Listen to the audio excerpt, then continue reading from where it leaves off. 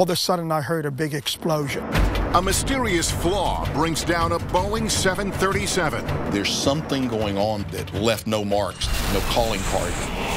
Shortly after takeoff, a powerful explosion rips apart TWA Flight 800, igniting controversy about what really happened. If anybody thinks that this chairman is involved in any kind of cover-up, they're damn wrong. Conflicting commands put two jets on a collision course. Descend. And the devastation provokes a violent act. It was a crime of almost unimaginable magnitude. Terrifying crashes and the dramatic investigations. The Navy is a suspect. True-to-life animations reveal the critical moments that lead to disaster.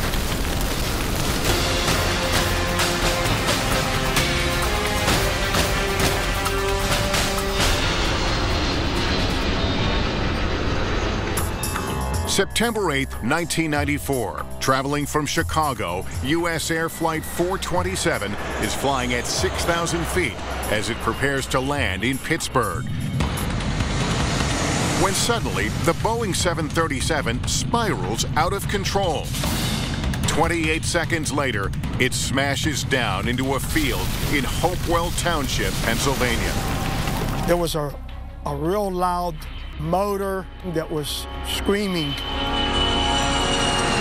All of a sudden, I heard a big explosion. Police officer George David is 2.5 miles away from the crash site, which happens to be next to his farm. That was when I got the phone call. They said, "You better get up here right now. A plane had just crashed on the property." When David arrives, it is a horrifying scene. The airplane has been obliterated by the 300-mile-per-hour impact. There is no hope for the 132 passengers and crew on board. I've been a policeman for 25 years. I've seen a lot of things, but that was the worst that I've ever seen it. Investigators will try to find clues among the destruction. It's a daunting task for the NTSB investigator in charge, Tom Howiter. It was the first time that the U.S. NTSB team had to wear biohazard suits to go on site. Because of the impact and the level of destruction, there were just human remains everywhere. You can see what the fuel did to the trees. An aviation maintenance technician captures the scene up close, providing a rare and vivid glimpse into the investigation. Bodies up there. There was no airplane left. It's like the cockpit up there. Clearly, the airplane hit close to being vertical at a high rate of speed. Seen looking at one of the engines, right engine. Looks like the right wing. You can see it's not very far from the tail section. Pilot John Cox, who has extensive background with 737s, is assigned to the investigation as a representative for the Airline Pilots Association. I'm facing now the direction that the airplane was. It's directly behind me. As an aircraft accident investigator, you have to shift into this, I can't help the people that are here. I now need to understand what happened so that we don't have a reoccurrence. Several teams work to identify and recover pieces of the wreckage. Left engine pickup. Seat parts and clothing, some wires. And the stuff here is waiting for decontamination before it goes to the hangar. At a nearby hangar, the wreckage will be sorted and analyzed piece by piece. This is day one of the sorting process. The flight data and cockpit voice recorders were ejected from the airplane on impact and are quickly recovered. But they don't provide any clear answers. There are no sounds of explosions and no evidence of a major mechanical failure. But the recorders do provide investigators with a clearer picture of the flight crew's final moments. 1 minute before impact, the crew of Flight 427 is alerted to another airplane that will be passing below them. They're looking for the airplane. The first officer acquires it visually and tells the captain, yes, I see the jet stream. And then they encounter the wake turbulence of a Delta Airlines 727. And not an uncommon event at all. The airplane rocks around and moves. And from that moment of encountering the wake, something happened. They couldn't stop the roll in the airplane. And this was very difficult to listen to as a pilot because I could hear them struggling for control of the airplane, and every second that ticked by, they were losing that battle. As seen in this NTSB video, investigators set up a test flight to examine the possibility that the U.S. air pilots were startled by the wake of the nearby 727 airplane, causing them to lose control. What we found was that you could take the airplane, let go of the controls, and the airplane would come out of the wake and regain its composure and fly on with no problems. There was no reason to lose control of the airplane. One of the lead investigators made a very, very good observation, and that was that if the wake of a 727 could cause the loss of control of a 737, we'd have 737s falling out of the sky weekly or more.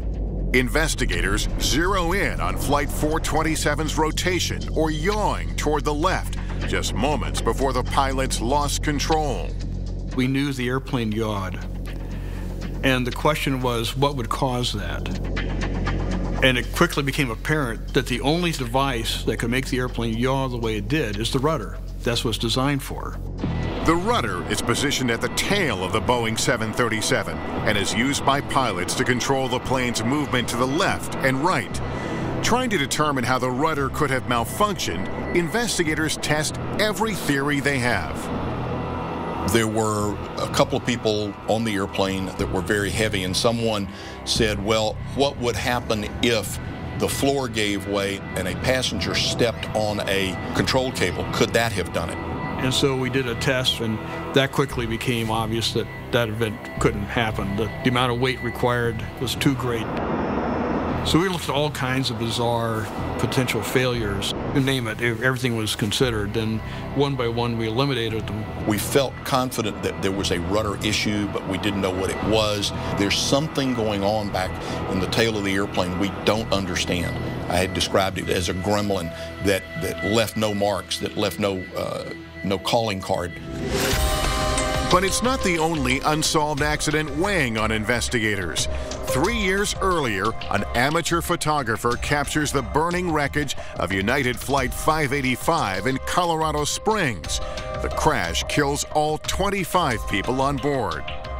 The safety board could not determine exactly what caused the accident. People started linking US Air 427 to United 585. Both airplanes are on approach. Both airplanes suddenly rolled and dove into the ground for unknown reasons.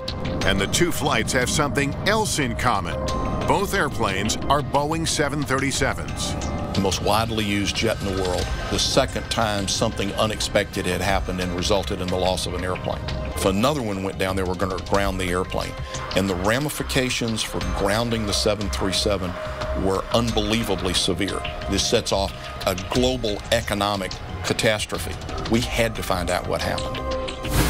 Coming up, another Boeing 737 ends up in serious trouble. Could that crisis lead to a break in the case?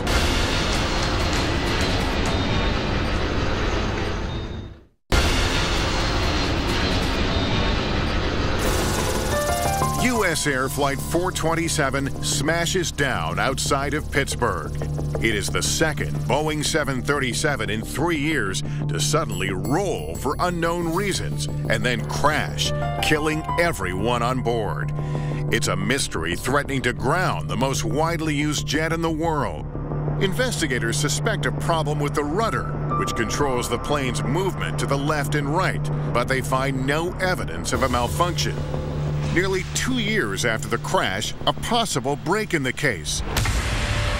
The pilot of an Eastwind Airlines Boeing 737 experiences a sudden roll as the jet approaches Richmond, Virginia.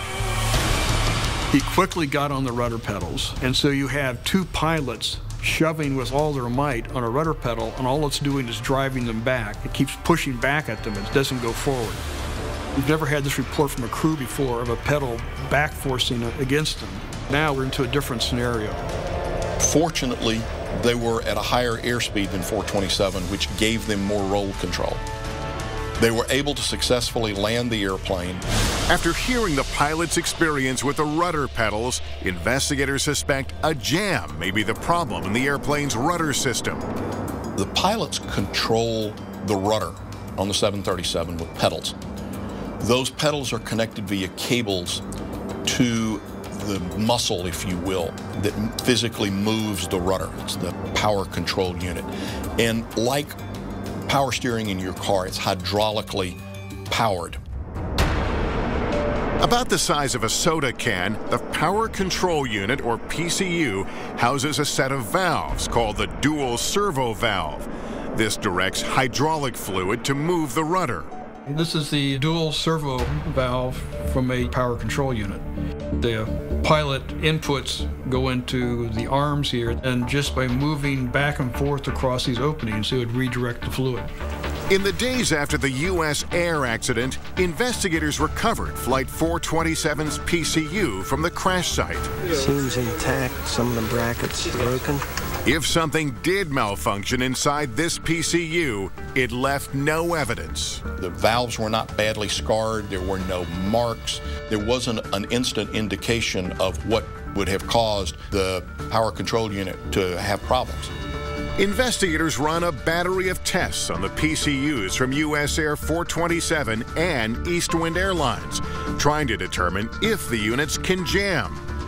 What they find is even more alarming. Not only can the PCU jam, but it can then deflect the rudder in the opposite direction. If you jammed the secondary valve just slightly off neutral, you could cause the valves to basically misalign and port hydraulic fluid in the wrong direction, so the rudder reversed operation. And this would be like driving your car and you turn to the left and the car goes right.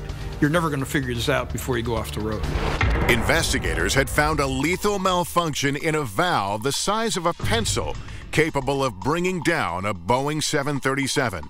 The malfunction leaves no marks or scars, almost as if it never happened, matching exactly what investigators found in U.S. Air 427. And all of a sudden, you put the reversal scenario in, and all started coming together that all these parts now fit. The big puzzle, we've had the edges and everything else, now the centerpieces are all locking in. When Flight 427's crew encounters the wake turbulence of a passing airplane, they press down on the rudder pedals to counter the wake and move the airplane slightly to the right. But the dual servo valve inside the airplane's power control unit jams and misaligns, causing the rudder to be deflected in the opposite direction. And what they didn't recognize was that the rudder was full over. So as they're pushing, the rudder's not moving because it's jammed, but they don't know this. And then the nose starts to fall through, and the crew pulls back to bring the nose up, and the airplane just enters basically what looks like a spin into the ground. The pilots of 427 faced a condition they had never heard of, they weren't trained for. From a pilot standpoint, you never consider the possibility that if you turn to the right, the airplane's going to go to the left. They didn't have a long time to sort it out, and they had around 13 seconds to diagnose the problem, deal with it effectively. It takes 4.5 years, one of the longest accident investigations in aviation history, to solve the mystery of U.S. Air Flight 427. With it, investigators are able to bring closure to another cold case, United Flight 585, the other Boeing 737 that crashed 3 years earlier. The rudder system on the 737 fleet has been completely redesigned. It's a very different system now than it was at that time. There's a lot of changes also to flight crew training, more hands-on flying, being ready to recover from unusual upsets and unusual events.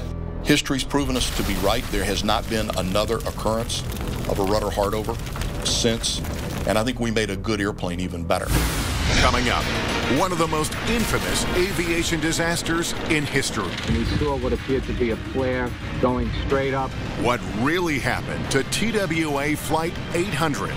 Microscopic explosive traces of unknown origin have been found.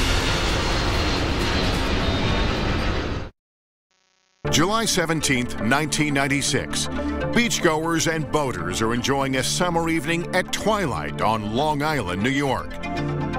Nearby, at JFK Airport, a Boeing 747 is taking off, carrying 230 passengers and crew headed for Paris. Less than a minute later, as TWA Flight 800 is climbing over the Atlantic, there's an explosion. The force rips the airplane apart. Other pilots in the area begin reporting what they've seen to air traffic control.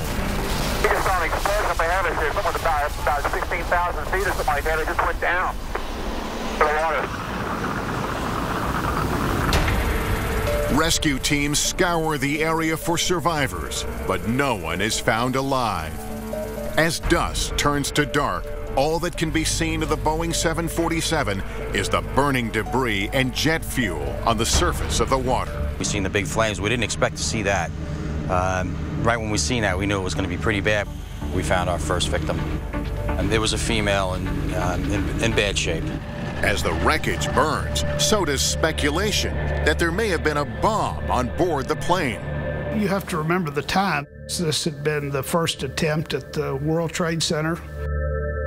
And I think terrorism was just getting on people's radars. By morning, eyewitness accounts point to yet another alarming possibility: a missile. We saw what appeared to be a flare going straight up. And then we seen this white glowing thing, and then a big ball of fire come out of it, and 2 pieces on fire fell into the water. The NTSB sends a GO team to determine what brought down the plane, while the FBI launches a criminal investigation. If it is a terrorist event, we then have the challenge to find out who the perpetrators were, who the cowards were that did this. From the safety board point of view, we want to know, is it possibly just an aviation safety issue we need to know about? And so there became 2 investigations, one for the FBI and one for the NTSB. The first challenge for investigators, recovering the victims and the wreckage submerged more than 150 feet in the Atlantic Ocean. To do this, investigators employ the resources of the U.S. Navy. It will be one of the largest diver-assisted salvage operations ever conducted. It is both difficult and dangerous. I talked to the grapple master diver, and he was talking about that it was like diving in razor blades. As pieces of the wreckage are recovered and examined, investigators find what could be a frightening break in the case. Microscopic explosive traces of unknown origin have been found. Even more disturbing, rumors are swirling online that a missile may not have been fired by terrorists, but by the U.S. military. The FBI investigates the claims, scrutinizing U.S. naval vessels in the area at the time of the crash, but they find no evidence. But I can assure you that we've looked at every angle, every possibility, and the military of this country has had nothing to do with this horrendous tragedy. But proponents of the friendly fire theory believe there's been a cover-up. The Navy is a suspect. Let's get it. Come on. The Navy is a suspect. Why should they be involved in the investigation? If anybody thinks that this chairman, this agency is involved in any kind of cover-up, then they're damn wrong. I tried to deal with the distraction so our investigators could deal with doing their work. Investigators have been recovering as much of TWA Flight 800 as they can, pulling pieces from the bottom of the ocean and transferring them to a hangar where they will attempt to reconstruct the aircraft. To see that mass of jumble and wires certainly brought home to me how difficult it's going to be to try to put that all back together again. Investigators recover hundreds of pieces of the wreckage, an astounding 95% of the airplane. When they finish assembling this massive puzzle, it is the largest aircraft reconstruction in history.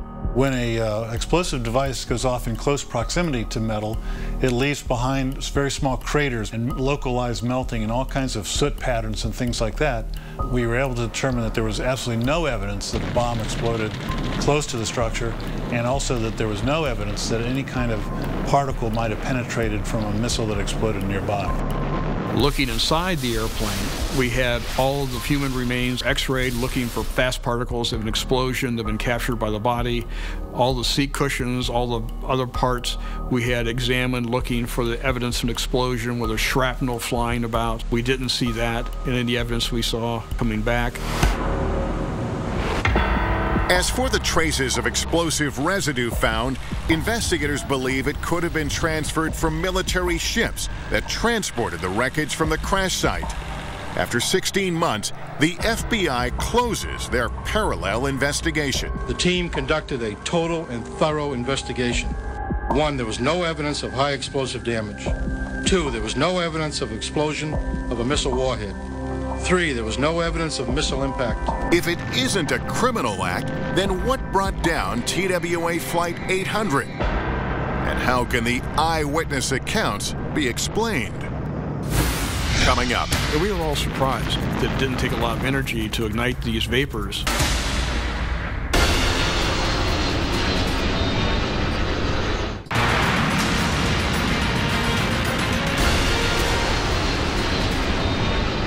July 17, 1996, TWA Flight 800 explodes in flames shortly after takeoff. The FBI rules out a bomb or missile, but it will take a 4-year investigation, the most costly and extensive in the NTSB's history, to determine the cause. After pulling debris from the ocean, investigators conclude that the airplane broke apart into 3 distinct sections. The front section of the airplane containing the cockpit and the first class areas broke off, and that just fell to the ground. And then, much further away, you had the rest of the airplane, which seems odd. It was clear that piece of the airplane had to continue some part of flight for a lot longer. We went back and started looking at all those pieces that came off first. They all came out of areas around the wing center fuel tank. So it started becoming apparent that whatever happened inside the wing center fuel tank. Unlike gasoline, jet fuel isn't highly flammable. But as this FAA test shows, when it's heated, the vapors that are produced can be explosive. As TWA Flight 800 prepares to take off from New York's JFK Airport, the center wing fuel tank, about the size of a 2-car garage, is nearly empty. All that was in that fuel tank was basically just residual fuel, just a small amount of fuel sloshing around the bottom of the tank. Given the short duration of this particular flight, the operators don't usually use or put fuel into the center fuel tank because they don't need it. The wings hold a sufficient amount of fuel. You could save some money and get better performance by leaving the fuel out of it. With passengers waiting on board Flight 800, a delay with baggage is keeping the plane at the gate. It was a hot day in New York, and they had the air conditioning packs running to keep the aircraft cool. The air conditioning packs are mounted in close proximity to the center fuel tank. As the AC packs work to keep the airplane cool, they are actually generating heat underneath the center wing fuel tank. So the fuel tank was actually getting very warm. So when the airplane takes off, you have this warm fuel vapor. If there was a full load of fuel in that tank, it could absorb that heat with no problem. It was generally believed that fuel tanks were not really flammable. They couldn't really even be ignited because the temperature wasn't great enough. And so we took a 747, tested them with very similar conditions, and we were all surprised how hot it got, and also that it didn't take a lot of energy to ignite these vapors. It's less than you feel if you rub your feet across the carpet and touch a doorknob and the spark you get. Less energy than that was necessary to ignite that fuel tank. But there is no clear source of ignition on board TWA Flight 800. By design, only low-voltage wires are used inside the fuel tank. However, those low-voltage wires pass in very close proximity to much higher voltage wires in wiring bundles. And as the airplanes age and these wiring bundles chafe, you can have occasions where there's arcing or shorting between these wires, which introduces high voltage into low voltage wire, and now you have an ignition source. We don't have a piece of wire or something we can hold up and say, this absolutely did it. There's not enough left. The NTSB believes, and I believe, it was most likely a short circuit of the wiring, and that certainly was very possible. You look at all the evidence, and whatever ignited the fuel in the tank was inside the tank. It didn't come from the outside. The cockpit voice recorder, recovered 1 week after the crash, may provide evidence. The pilot is heard observing a strange reading on a fuel flow gauge. And that's probably an indication of some type of short circuit going on. This airplane was old. It was getting ready to be taken out of service.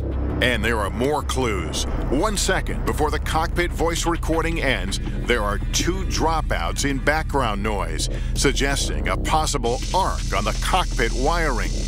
Investigators believe in this moment, high voltage entered the center wing fuel tank, igniting the warm fuel vapors.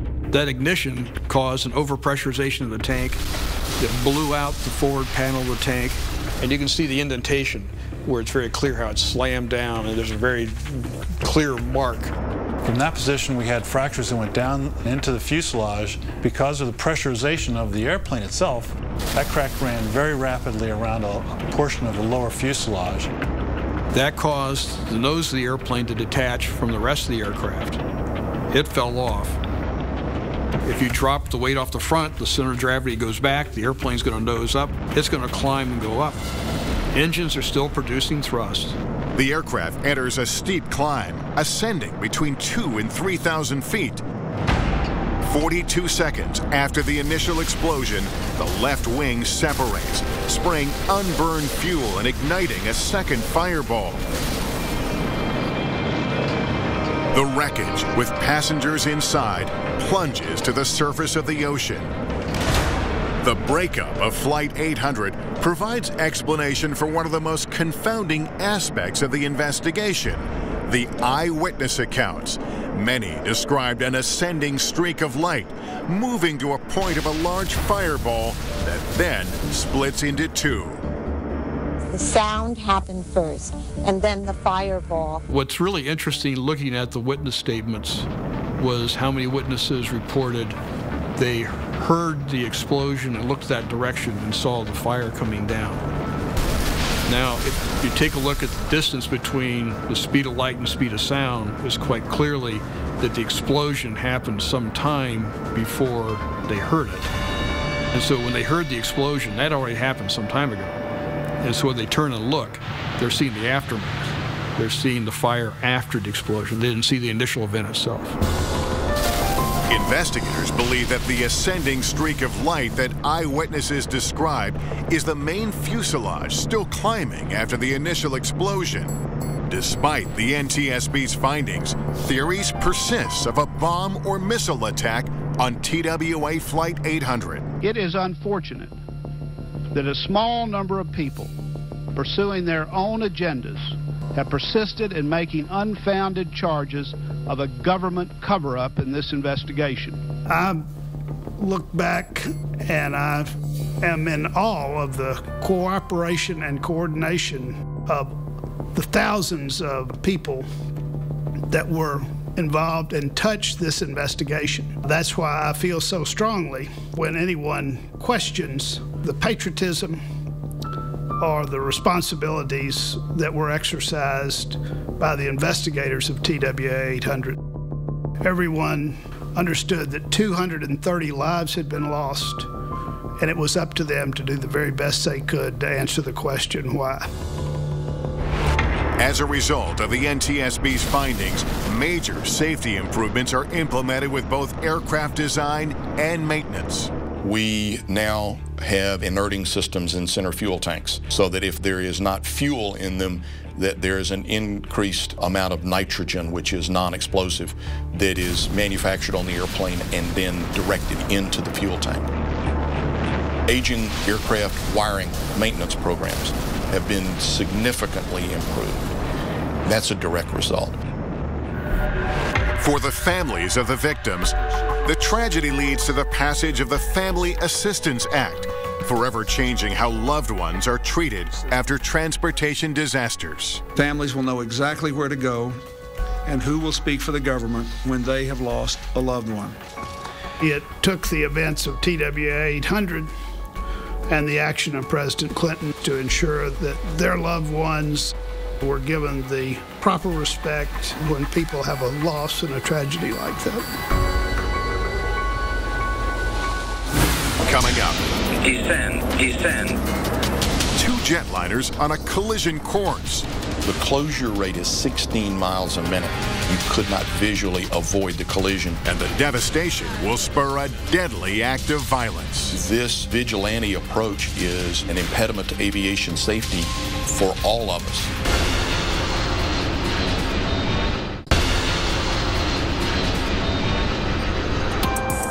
July 1st, 2002. DHL Flight 611 is flying from Bergamo, Italy to Brussels, Belgium. The two pilots of the Boeing 757 cargo jet received clearance to climb to 36,000 feet as they pass through German airspace. At the same time, Bashkirian Airlines Flight 2937 is en route from Moscow to Barcelona.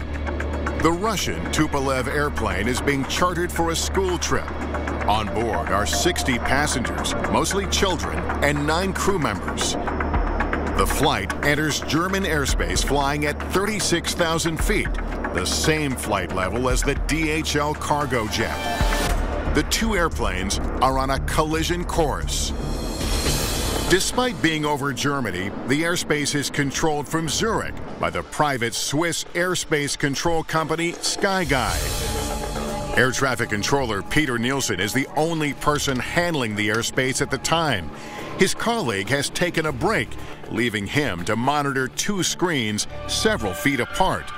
This is against regulations, but a common practice known and tolerated by SkyGuide management. On one screen, Nielsen is busy coordinating the arrival of a delayed Airbus. He doesn't notice that on the other screen, there is a conflict between the Russian airplane and the DHL cargo jet. The controller was overloaded. He had a lot of responsibility, and an overloaded controller is more prone to make errors. To make matters worse, Nielsen doesn't realize that the ground-based optical collision warning system, which alerts him to imminent collisions, has been switched off for maintenance. In the sky, the two airplanes are less than a minute from reaching each other when an onboard system called TCAS sounds an alert to both crews. Traffic. The traffic collision and avoidance system known as TCAS is one of the great technological innovations in aviation safety. Traffic. It provides the crew not only with a display of a potential conflicting airplane, it also provides commands that ensure separation.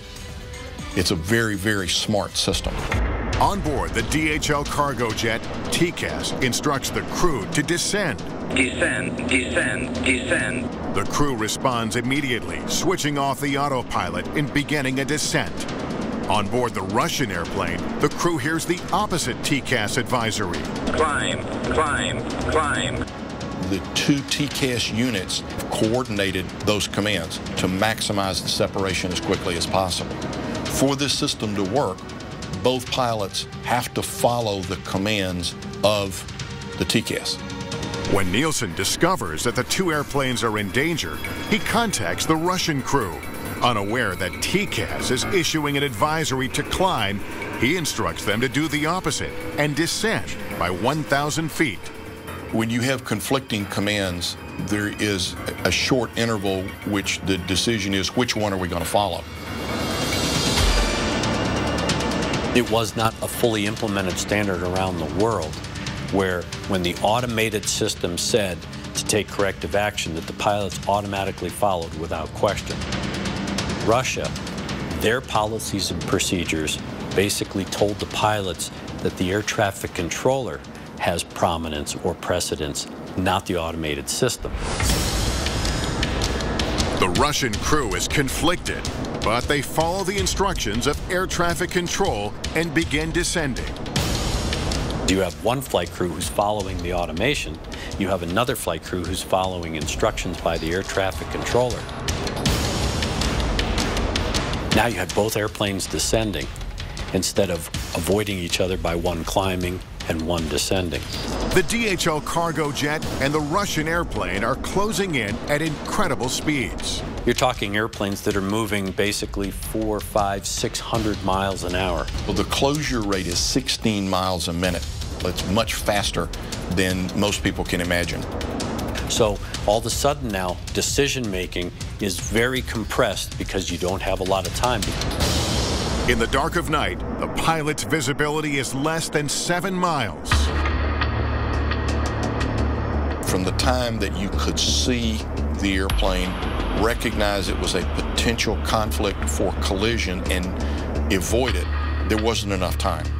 The airplanes had physically covered so much ground that you could not visually avoid the collision. Coming up, critical moments before a devastating collision. And the investigation takes a deadly twist. It was a crime in my mind of almost unimaginable magnitude.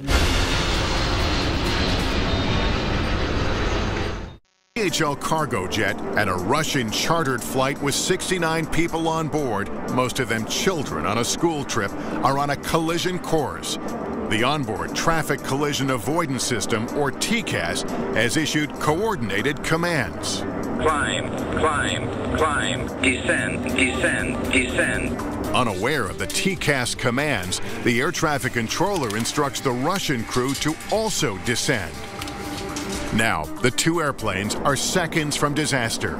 By the time they see each other, it's too late. At nearly 35,000 feet, the two airplanes collide at almost a right angle. The DHL Boeing 757's vertical stabilizer slices completely through the fuselage of the Russian airplane. Many of the passengers are pulled from the aircraft as it plunges toward the ground. In the nose of the airplane, the crew loses consciousness from the high-speed fall. The DHL cargo jet has lost more than 80% of its vertical stabilizer. The pilots struggle to control the aircraft for another 2 minutes before they crash. The airplanes strike the ground north of the town of Oberlingen, Germany, with some pieces of the wreckage landing only feet from houses. No one on the ground is injured, but all 71 people on board both airplanes are killed. Nearby, the directors of a school for children with special needs hear the crash. I heard a loud bang and thunder, and I thought, strange, is that a storm? But it couldn't be really. I looked out and saw what looked like a rocket and a column of fire falling to the earth. This is the area where the people found their death, most of whom were children, in a strip from here scattered through the woods. Accident investigators began a long process of collecting and analyzing the wreckage of the Boeing 757 cargo jet and the Russian Tupolev airplane, preserved in this hangar. We are basically standing on the roof of the plane, and over there we can see the left wing of the Tupolev. And here we can see massive collision marks due to the contact with the vertical tail of the Boeing 757. And if you look here, you can see red color that matches the red color of the empennage of the Boeing. Investigators determined that if the TCAS commands had been followed by the crews on both airplanes, they would have avoided a collision. Technically, if they had both followed the TCAS system in their respective aircraft, one aircraft would have climbed, the other would have descended, and they would have avoided the conflict by vertical separation. Investigators also conclude that shortcomings at SkyGuide, the Swiss air traffic control system supervising the flights at the time of the accident, played a significant role. I don't find the word, actually, to describe the shock I have, and the deep sadness we have, the whole crew of SkyGuide. Only one air traffic controller, Peter Nielsen, was managing the airspace at the time of the incident. He receives medical attention due to traumatic stress. But some people, like Vitaly Kalayev, place the blame on Nielsen himself. Kalayev loses his wife and 2 children in the accident. A year and a half after the crash, a shocking act of violence. Kalayev travels to Nielsen's home in Switzerland and stabs him to death. This vigilante approach is an impediment to aviation safety for all of us, because this action of the air traffic controller was not a willful disregard of procedure. That gentleman that evening did the very best that he could with what he had. For someone to take it upon themselves to commit a murder as a result of this, it goes counter to everything that I know in aviation safety. It goes counter to everything that all of us in aviation safety strive to do. It was a crime in my mind of almost unimaginable magnitude. Kalayev is convicted of the murder in 2005, but 2 years later, he's released from prison after the courts ruled that his mental condition at the time of the murder was not sufficiently considered at sentencing. I want to express my gratitude to all Russian people for their support. Having served in prison, I did not feel like I was without the motherland. 3 of the 4 managers at Skyguide are convicted of negligent homicide and given suspended prison terms of 6 to 15 months. The 4th is ordered to pay a fine. Skyguide says they no longer use the single-manned operations that violate regulations. One of the things that was really examined in this was the workload of the controller and his diversion of attention when it came to actually identifying the conflict and then providing timely conflict resolution prior to the event. The accident leads to a clear defining of the role of TCAS. Pilots around the world are now trained to give TCAS advisories priority over the instructions from air traffic control.